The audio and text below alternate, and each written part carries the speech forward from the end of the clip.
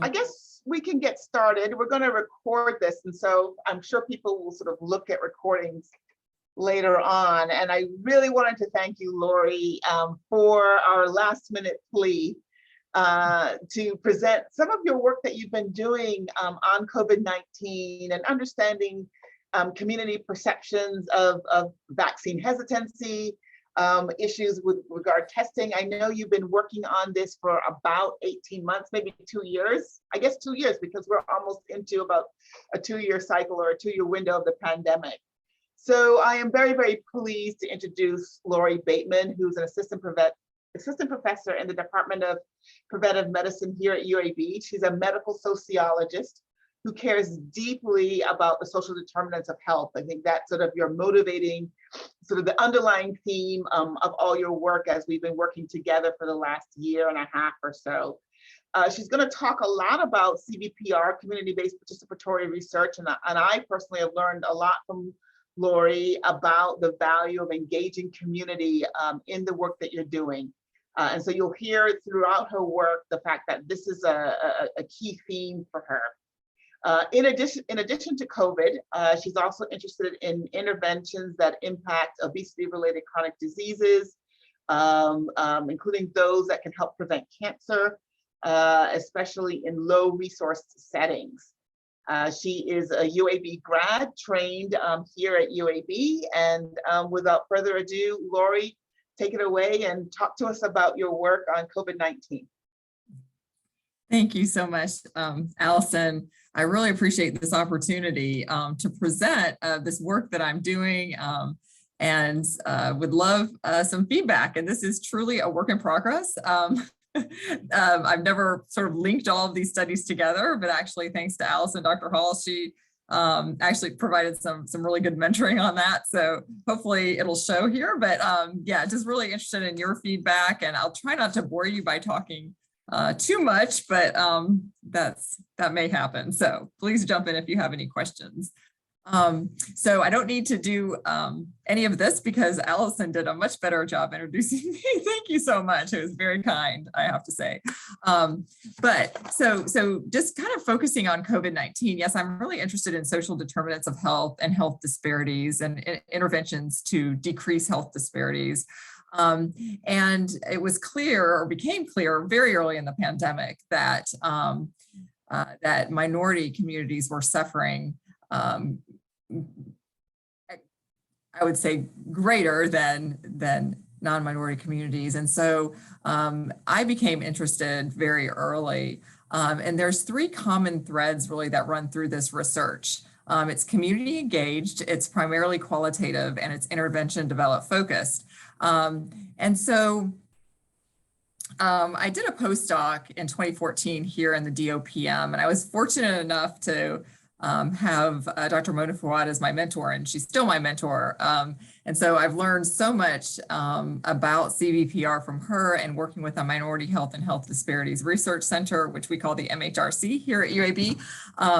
And also Dr. Isabel Scarenzi has provided a lot of mentoring to me in this area.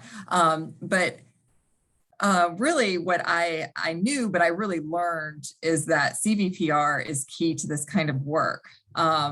It's really a crucial strategy when we're trying to develop interventions in communities.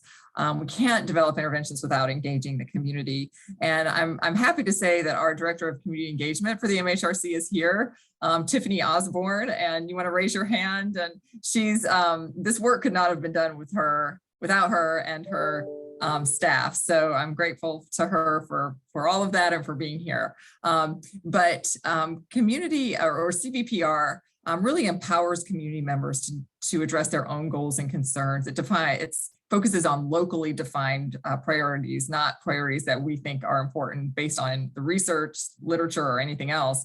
And it involves diverse partners in all phases of research. This work is also primarily qualitative.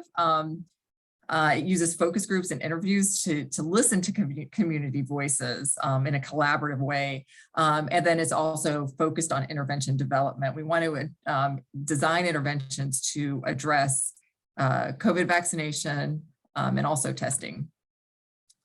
So So the overall purpose of this research is depicted in this slide, to explore COVID-19 related perception of minority residents living in urban and rural communities in Alabama, to inform intervention, development, and ultimately reduce barriers to prevention, testing, and vaccination, and also increase the ability to cope with the situation caused by the pandemic. And this is really messy slide. In this slide, I just try to show kind of where this work started and where it's heading. And all of these studies and grants mentioned here are all collaborative. They involve lots and lots of people. And I'm going to try to mention most of them anyway. But the study, or this whole body of work, started, like I said, in May of 2020.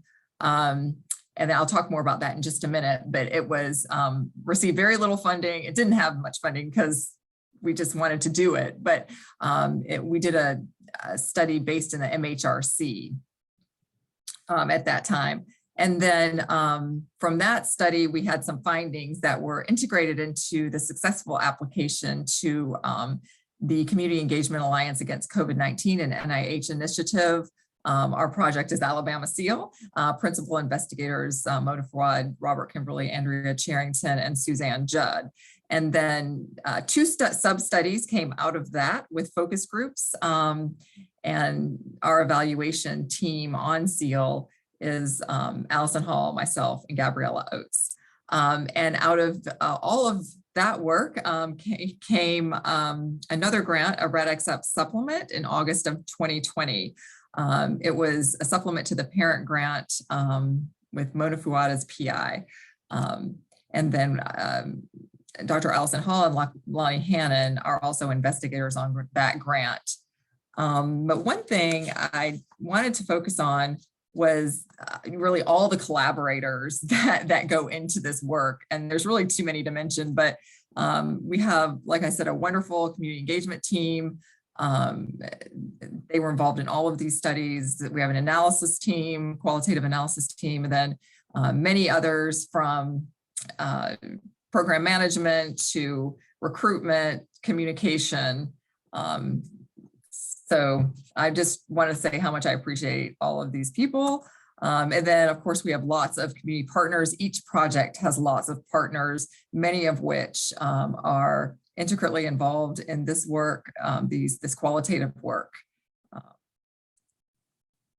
Okay, so any questions or comments at this point?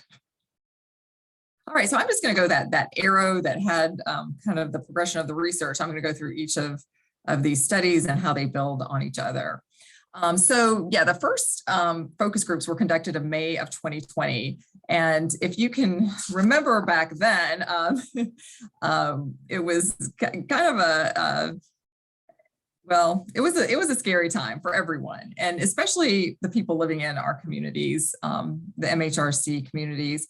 And so, I was talking with Tiffany Osborne and Mona Fawad, and then also Ime Schoenberger, who leads an academic community engagement core. And, we really were trying to figure out, what can we do for the community? This was in late March or mid-March. What can we do for the communities?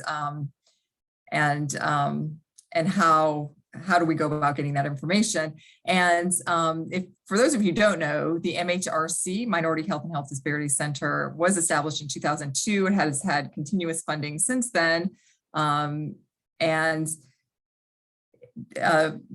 important aspect of the MHRC is the Building Healthy Communities Coalition. And there's 5 of these coalitions, as I mentioned before, and community engagement staff work with community members to build capacity for intervention implementation. And so, an important thing about this study was we were able to recruit and implement for the current study really quickly, because those community coalitions were already in place. And so again, we couldn't have done this without Tiffany Osborne and her team.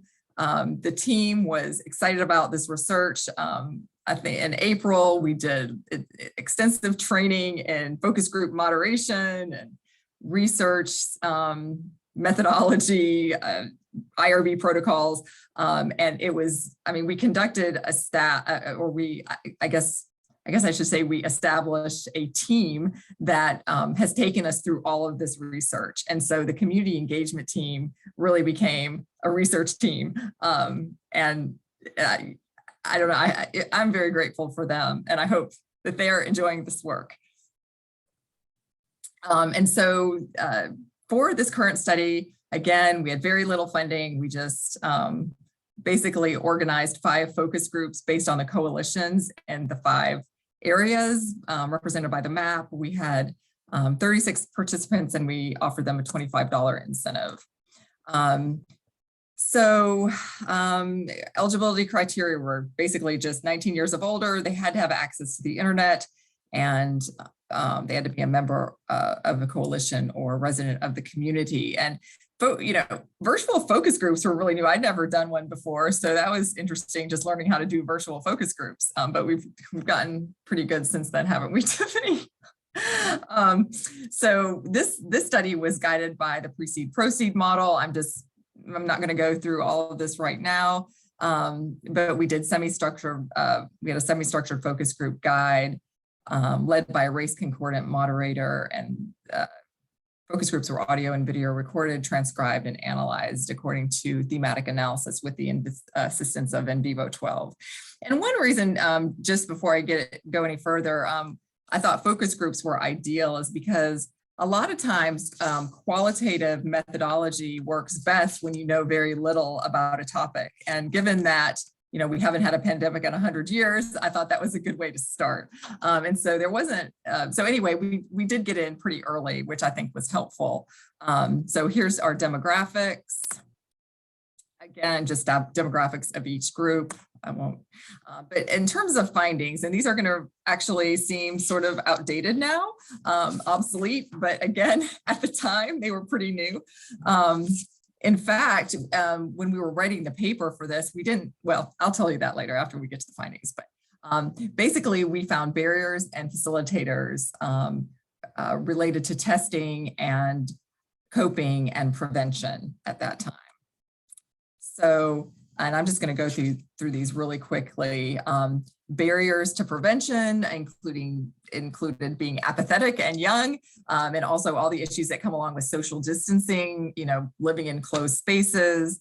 And then there's the idea of information, and this became a salient theme throughout all of our research, you'll see, but this issue with mixed messages and a lack of information was a real barrier to prevention.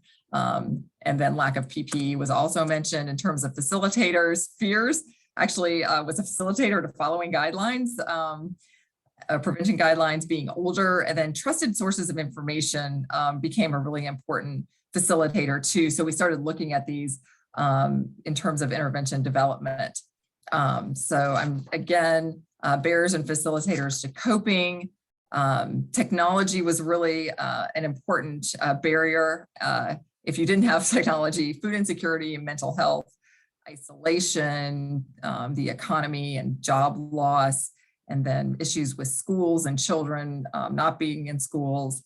And then we found some coping facilitators, religion, physical activity, and hope seen throughout the focus groups. And then in terms of testing, barriers to testing, misunderstanding and fear and mistrust. Again, you're going to continue to see these through our work, and then just the availability of testing, the cost, and the transportation. And then facilitators included incentives, trusted sources of information, and again, of being available, that would be a facilitator. Not being available is a barrier, of course. So our conclusion to this study was that COVID-19 prevention and care programs should consider the need for access to clear, accurate, targeted, and visible educational materials, access to testing within the most vulnerable communities, and individuals trusted by the community to guide residents through the process of testing. We used these findings again, they were integrated into the COERE application. And then we also use them to develop interventions that could take place right then, testing interventions. And we had a paper published in Ethnicity and Disease. which again, when you're doing community engaged research, it's just a really good way that the community's voices can be shared on a really large scale, hopefully. It's a way for, I think, an important way to share their story with others. Okay, I'll stop there, and then we'll go into the next study. Any comments? Okay. All right, well, so again, those findings were integrated into the COERE application. For those of you who aren't familiar with COERE, basically COERE leads efforts in 11 states, and it provides trustworthy information through active community engagement and outreach to vulnerable communities. And so Alabama COERE has been going strong. Let's see, I guess that was awarded in August of 2020, but the first focus group sub-study was, the focus groups were conducted in December of 2020. And the purpose there was to qualitatively explore perceptions related to COVID-19 vaccination intention among African-American and Hispanic Latino participants and develop intervention strategies. So for this focus group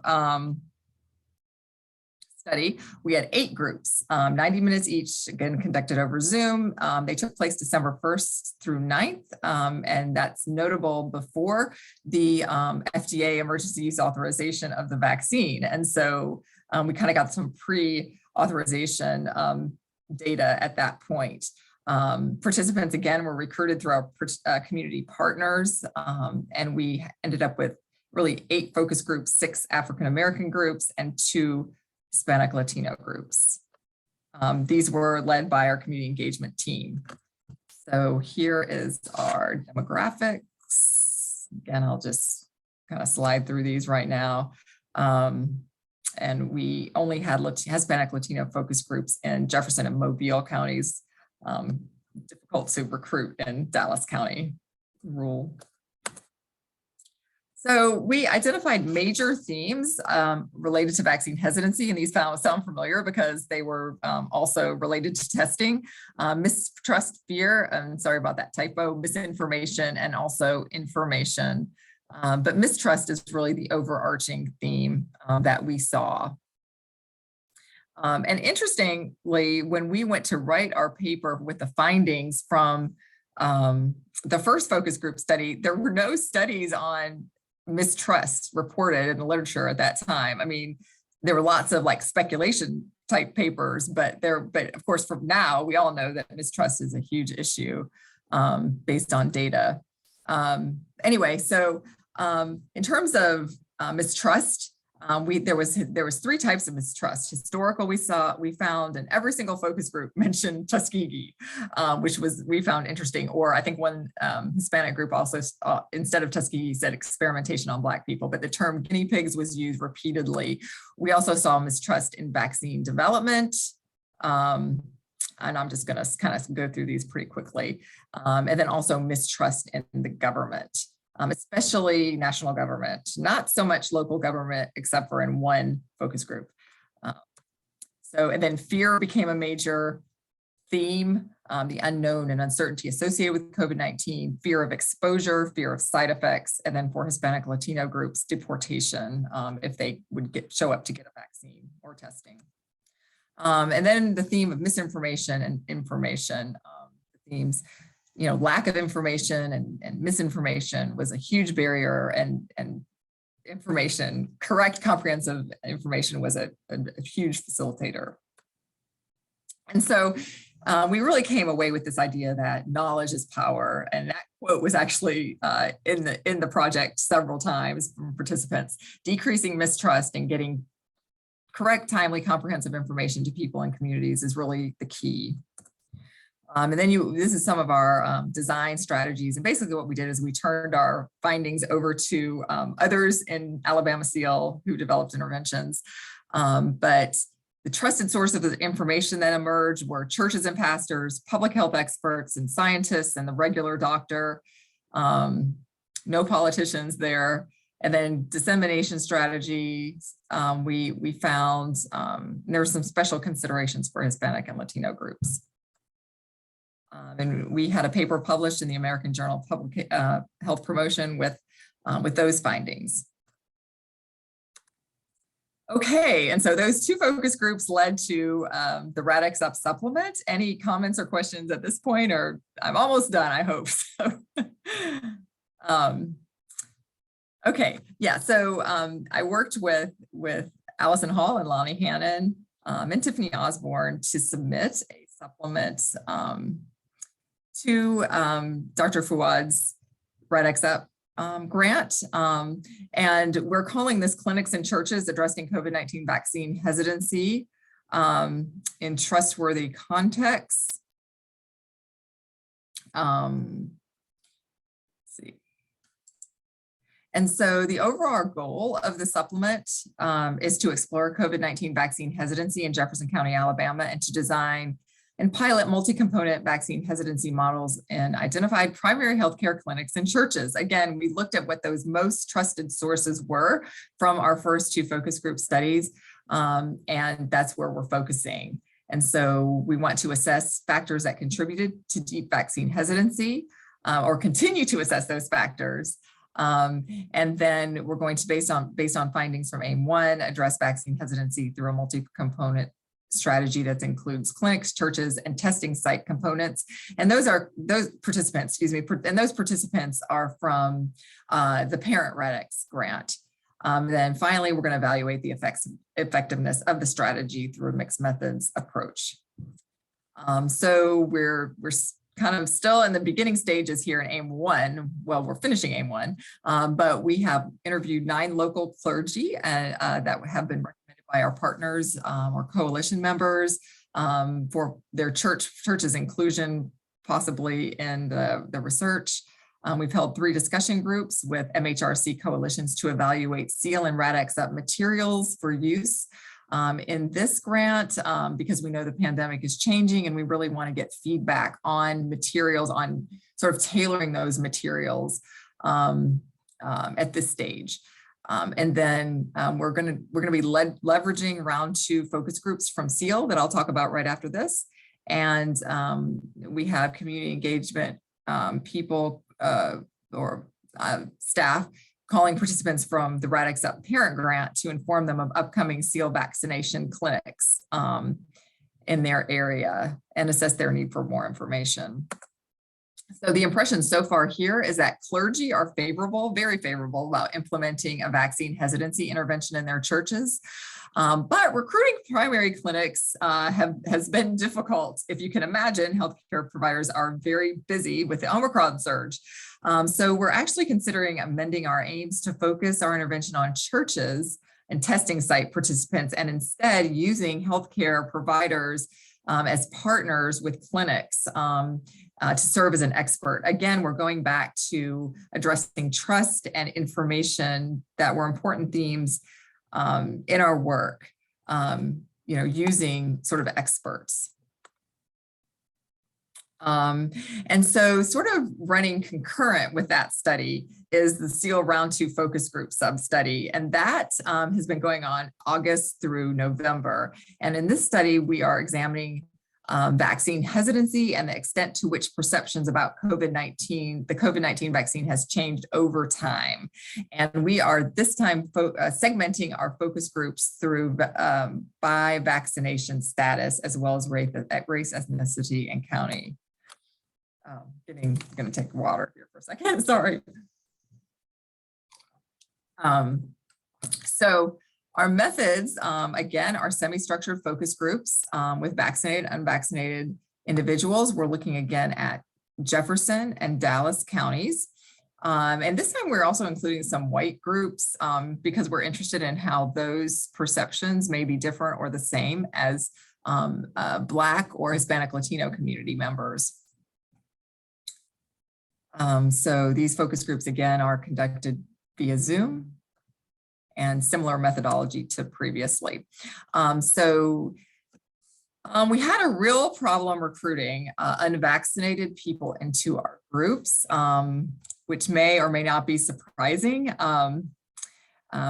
people who weren't unvaccinated did not want to come and talk to UAB. They thought they would get lectured to, no matter what our community engagement staff told them. They explained that these groups were not to lecture them, they were to listen to them, but we really had a difficult time. But we finally were able to recruit enough groups we felt that we could get some information, some good findings from. And so we ended up with 2 unvaccinated groups in Jefferson County, or 2 white unvaccinated, 2 Black unvaccinated, and 2 Hispanic Latino unvaccinated, and only one from Dallas County.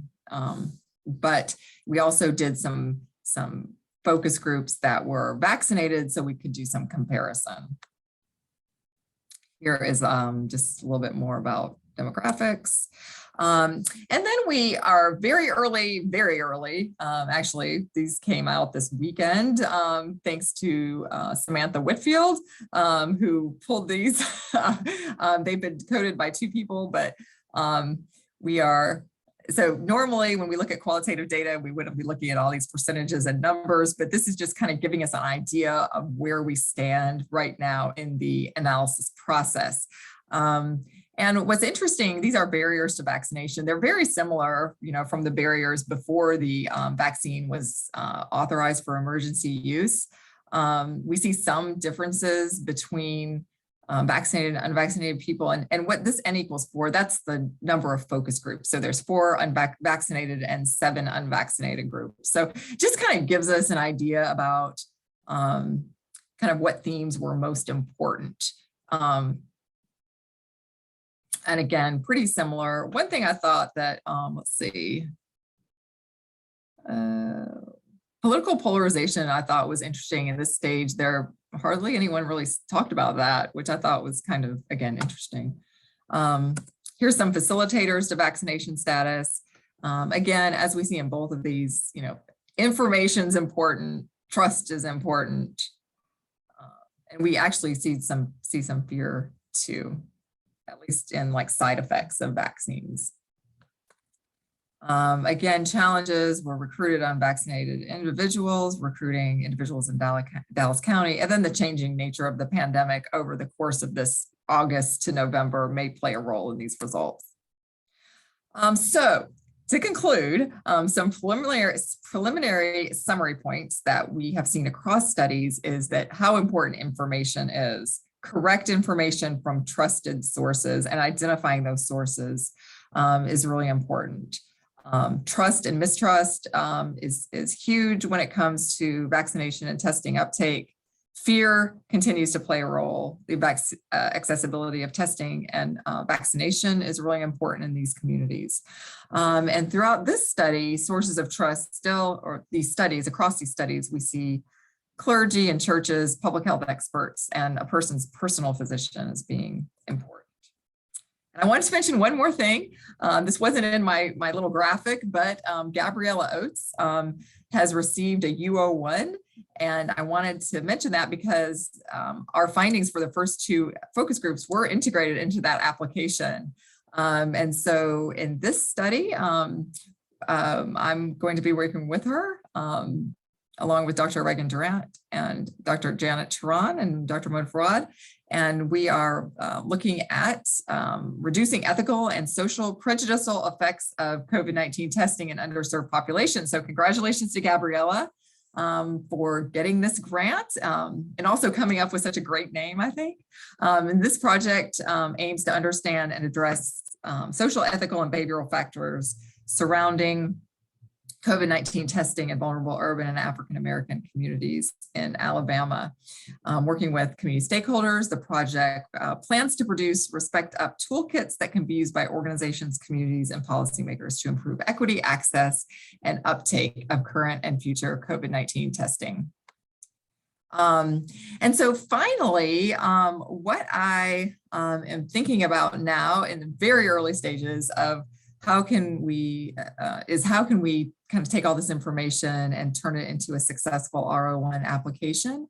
There's currently a NOCI that addresses vaccine hesitancy, uptake, and implementation among populations that experience health disparities.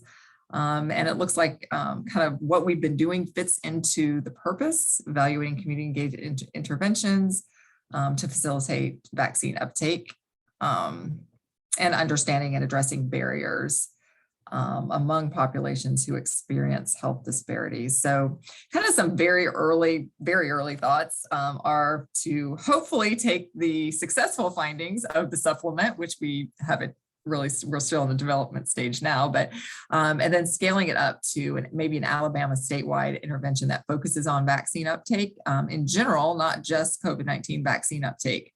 And then maybe conduct this intervention in churches, provided that this is a successful approach.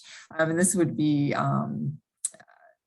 addressing kind of parishioners, but also those external to churches for those churches who do have many members. And so, and then we're also many members and also outreach efforts, I should say that. And so, just again, in the very early stages of thinking about things like outcome measures. So I think I will stop there. I've talked way too long and just see if you have any questions or comments, thoughts. Thanks, Lori. So great overview of what you've been working on. I guess my question has to do with CBPR specifically. And one of the things I'm always sort of struggle a lot with is, where do you draw sort of the boundary or the line sort of between being a researcher and kind of knowing the research process and or what funders need, and then thinking through what the community needs? Like, how do you, I guess, sort of merge the two? Because sometimes what communities may say may not be feasible or not what funders want to hear or want to do. And how do you sort of massage that? And I guess sort of like, even, can the community be wrong? I mean, I guess I struggle with this idea that, and I do believe in this work, but we're sort of sitting in the research establishment and we kind of know what needs to happen. The community needs to know what happens, and they may not be the same. Yeah, I think that's a great question. And I think that's important. I think obviously one has to look at research findings and evidence-based interventions. And so I guess what I probably didn't mention is that, for instance, in the Radix Up initiative, we have taken evidence-based interventions for vaccine uptake from other vaccines, not COVID-19, that have been found to be successful in churches and clinics. And so that's kind of where we're starting, actually. And we're asking our pastors about those interventions. And we ask about others too, that we could also try out, but we've started with evidence-based interventions. So I think that's an excellent point. And I think it's always a fine line. And if anyone else has anything to add to that, I would appreciate it. But one thing that I think is important is to rely on people like Tiffany Osborne and her staff. And that's what I found very early on, is that their job is to kind of be the go-between between us as researchers and the community. And I don't have to do that alone. And their staff has a great way of smoothing things over and making it okay when, for instance, we sometimes we can't do what they want to do for various reasons. It's not an allowable expense research doesn't back it up. So anyway, I'm thankful for those types of people. Other questions? Mike, yeah. Yeah. So Lori, thank you so much. Like, what an amazing synthesis and like roller coaster the last 2 years. So amazing how much you've accomplished. The effort of doing qualitative work and engaging communities. So just credit to you and the team, I think, for just an incredible amount of work and really important work. And it's really challenging time to do this work. So just thinking about other vaccine programs, I'm wondering about, unfortunately, like, this is so different because it's become so politicized and sensitive. So just thinking about approaches that have worked for pneumococcus and influenza, part of where my mind goes is to other controversial, not they shouldn't be controversial, but things like HPV. So HPV is about sex, and we can't talk about sex in Alabama, right? And especially in adolescents. So just thinking about other vaccinations that might be controversial and touch on topics that are taboo and not discussed a lot of, and just trying to think about, have there been programs engaging key stakeholders and groups around HPV vaccines? And again, it's a different reason that it's politically charged, but I think it is politically charged. So just trying to think about some of the unique barriers we face with SARS-CoV-2 that are not scientific, that are political and relate to important factors. I don't want to make light of them, but I'm just wondering if there might be experiences with HPV vaccine, for cervical cancer and anal cancer, that might be other opportunities to draw upon that have been successfully implemented with churches or other, key community stakeholders and partners. Yeah, I think that's a great idea. And I have not looked into that I started looking into it about a year ago or over a year ago when I was considering another application. So I think that's a good point, at least to look into them and see what we can find. In some ways, I just think it's so different. It is so different the way that it's politically charged. It's so polarizing. I think in a way that even HPV might not be quite as polarizing. But I do think that's a great idea, and I appreciate you mentioning it. So that would be a good way to start, I think, thinking about this application. Yeah, no, I can't wait to hear the follow-up, Lori, and where you go. The other thing I would just throw out there is through the CFAR's Radix Up project, Larry Harold, who's on, is about to start doing some work with stakeholder interviews with other partners around the state that might include church leaders or others, but just trying to think about as Larry and team endeavor to do that work, if there's items that might be beneficial to help inform your application this summer, I think would want to support that. And a lot of the CFAR's Radix Up project has been in more rural communities. So insofar as that might be beneficial, as endeavoring to do that work, I think would welcome, having a conversation saying, are there items that we might include or add or probes that might be valuable to get you some more preliminary data for an application this summer? Yeah, thanks for sharing that. Tiffany. Really helpful. Yeah, I just wanted to add, as one who moderated several of these focus groups, one of the questions that I think we asked, and specifically just about vaccines in general, and it seemed to be the consensus that most people, even those who are opposed to the COVID vaccine, even the flu vaccine, was that they're pro vaccine overall, but they were hesitant for these two because of what they were designed to do. Many will say, I got the flu shot and then I still get the flu, or I hear people who get the COVID vaccine and then people still get COVID. And so I think there's still a great deal of education that needs to be done as far as what these vaccines are designed to do. And once people can understand that, then I think that will help it. But they seem to be very open about other vaccines and not questioning what they do or even the efficacy of them. I think that's a great point, Tiffany. And that's what we heard in the unvaccinated focus groups. A lot of what we heard was just really not knowing, not being able to sort through the information. That they weren't really like adamantly opposed like you sort of think they might be. They were really just didn't know how to they didn't know how to think critically about the information they were hearing. And unfortunately, that's true, I think, for a lot of people, no matter what their education level is. And so I think I know I kind of developed a sympathy for people who aren't getting vaccinated in a way that I didn't before, just from listening to their voices. So thanks for bringing that up, Tiffany. The other thing that I sort of think though, Lori, is that this is just my pure gut, is that the trust in healthcare, while we do know that provider is the trusted source, I am getting a sense that there is a little bit of erosion of that trust. And I don't know if that's something that, again, using Larry or others, if you could sort of capture in time for that application, because and trying to sort of think about, is this shifting or changing how people are viewing the medical establishment?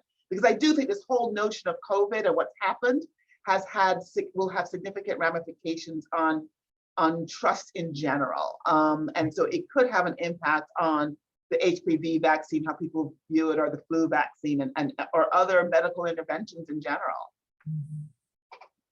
Yeah, along those lines, Allison, I had a similar thought, and just in the HIV, so I'm in the HIV space, and a lot of the messaging that's historically come from the CDC and health departments just misses the target in terms of the audiences trying to reach, and efforts to really engage communities and even approaches like crowdsourcing. I mean, so going, and there's been methods of really engaging communities to craft and craft the messages themselves as well as deliver messages. And I don't know, Tiffany, from your experiences in talking with folks, a colleague, Matt Gravitt, is doing this around PrEP, so a medication for HIV prevention. And some of the ads that have been done in other cities and places are quite provocative, and something that the medical establishment or the health department might not be comfortable with, but as community members were comfortable with, and also felt better represented them and kind of their life experiences. So, in terms of engaging, to your point about Allison, is there trust in, including the medical folks, but also, are there ways to craft messages with community that might better tailor and reach and meet, folks in different, recognizing community is a broad term. There's lots of micro communities that need to be reached when we're thinking about this. Yeah, I think that, if I may, as Dr. Bateman pointed out, trust is a huge factor. I think there have been many campaigns to get individuals, well-known individuals, to encourage, be the spokesperson, and that really hasn't swayed individuals. They've taken more of their lead from people who are close to them, which I think opens up a broader conversation, and one that has been happening more often than late now, because the need for community health workers, because these trusted individuals are more apt to be able to connect with lay individuals. They see these individuals regularly. They have built a rapport with them, and I think, as Dr. Bateman mentioned, this is one of the reasons why my staff was so effective in being able to get individuals to participate in the surveys and the focus groups, because we are almost literally embedded in many of these communities. We have regular touch points with our coalition members. They have grown to trust us.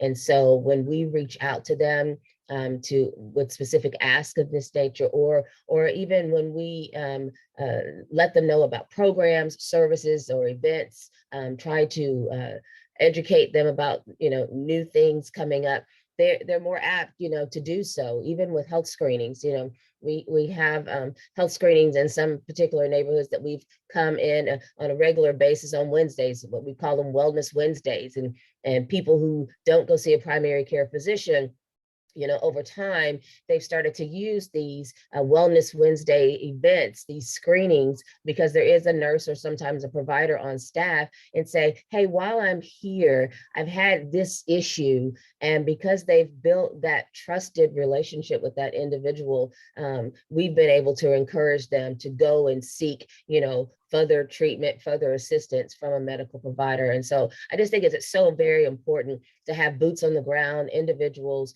who are able to connect and establish that trust with the individuals we're trying to reach. Thanks. Any other comments or feedback for Lori? I just want to say, Lori, great job today. I certainly mirror the thoughts that were being expressed by Lori and Ms. Osborne. To establish trust, this is a grassroots effort where you're working with micro institutions in the community, like churches, salons, I almost said saloons, but saloons too, beauty shops. But the way that trust is transferred is from person to person on the individual level. And I think sometimes the scientific enterprise is too big to accomplish that. And so you have to break it down into those micro components. And so, Allison, you brought up a really good point earlier where you talked about, like, can we, the community, the balance between community-based participatory research and what we know as scientists, and that is a delicate balance. But I think, with any partnership, there has to be some give and take on both sides. So I do believe that the community, in building trust with the scientific community, has to understand that there are some things that we do know. And, it is a delicate balance. And I think that really highlights, both Tiffany and Lonnie have really highlighted the importance of the community engagement aspect in all of this work. I mean, again, none of this would have happened without community engagement. There's no way we could have gone in and done focus groups if, again, we didn't have people embedded in the community that were really excited and ready to do this research. All right. Onward and upward, Lori, on to the next thing. Really appreciate everybody's feedback and contributions, and for listening to that long presentation. Oh, it was great. It was great. So, well, thanks again, and we know where to find you. So thanks again, and thanks everybody for jumping on. Have a great rest of your Tuesday. Mm-hmm.